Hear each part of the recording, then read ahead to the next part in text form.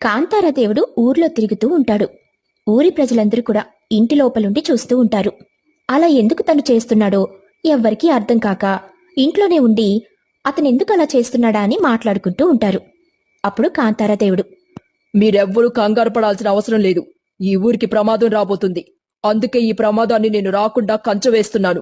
ఈ రోజు మొత్తం ఇంట్లో నుండి ఎవ్వరూ బయటకు రాకండి అని పెద్ద పెద్దగా అరుస్తూ ఉంటాడు. అప్పుడు వాళ్ళు కాంతారదేవుడికి జై, కాంతారదేవుడికి జై అని పెద్ద పెద్దగా జేజేలు పలుకుతారు. ఆ రోజు మొత్తం ఊరి చుట్టూ కంచె వేసి కాంతారదేవుడు మాయమైపోతాడు. అక్కడున్న వాళ్ళందరూ కూడా తర్వాత రోజు బయటకొస్తారు. కంచె వేసిన తర్వాత ఎవరైతే వ్యాధులతో బాధపడుతున్నారో వాళ్ళందరి వ్యాధులు తొలగిపోతాయి. వాళ్ళందరూ చాలా సంతోషపడుతూ కాంతారదేవుడికి పొంగళ్ళు పెట్టుకుని కాంతారదేవుని దగ్గరికి వెళ్తారు.